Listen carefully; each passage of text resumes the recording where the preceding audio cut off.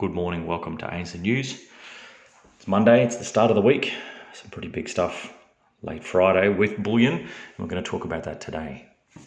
Inflation today, deflation tomorrow. And that is the trap. Longer term US treasuries again fell Friday night as the bond market of truth is sending an increasingly clear picture that it sees trouble ahead. Importantly too, the yield curve is flattening, big time, with the long-term 30-year yield crashing to a 4-month low as 2-year bond yields rose. In other words, whilst we might have short-term inflation, the market is saying deflation, or at least disinflation, will prevail, and the Fed will crank up the printers again, even if it gets to taper later on. Check out the divergence in this chart we're going to show you here. And hence we get a yield curve flattening with the spread between 5 and 30-year UST yields plummeting to levels not seen since last August, after peaking in March, mapping out almost exactly the period of gold price declines from August to March. Here's that chart here showing UST yield spreads. As the Fed starts talking about tapering, its easy money policy, the bond market is already starting to price their need to step in and rescue the ensuing financial crash. Lance Roberts of Real Investment Advice reminded us on Friday there have been 0 times in history when the Fed started a rate hiking campaign that did not lead to negative outcomes. And we suggest that this time won't be any different. And then he submitted this chart as evidence. Take a moment to look at that, matching in there with tapering. Unfortunately for the Fed, they are really in a tough spot.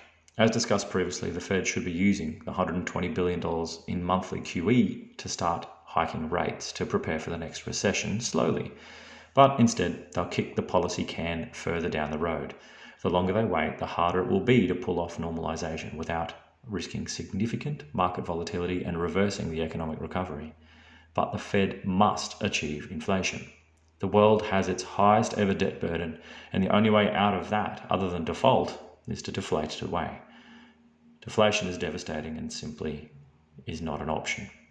Diving into this a little deeper, famed economist Dr. Lacey Hunt maps out the current predicament. Firstly, while yes, the Fed is pumping unprecedented money into the system, the existing debt burden is such that this new QE is not finding its way into more debt quick enough. It's sitting in the banks, and at an unprecedented rate, as this next chart clearly illustrates. Here's the total loan to deposit ratio in the US. Likewise, whilst M2, the measure of all this newly created currency, is at all-time highs, the all-important velocity of money, the number of times $1 is spent to buy goods and services per unit of time, has never been lower in over 100 years. Here's a velocity of money chart here for you to look at. As you can see everywhere right now, where this money is causing inflation is in financial assets. That then has seen US corporates ploughing their capital into financial assets, like buybacks, rather than productive assets, no doubt contributing to the current supply constraints.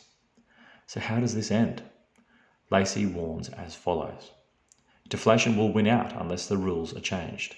If the Fed's mandate is altered, as some are now advocating for, to become the spender of last resort and able to monetize its liabilities as legal tender, then that would change the game and runaway inflation would ensue. Again, as discussed last week, that presents a compelling case for gold in either scenario. This price dip now may merely be the market slow to figure it out. And that's news for today.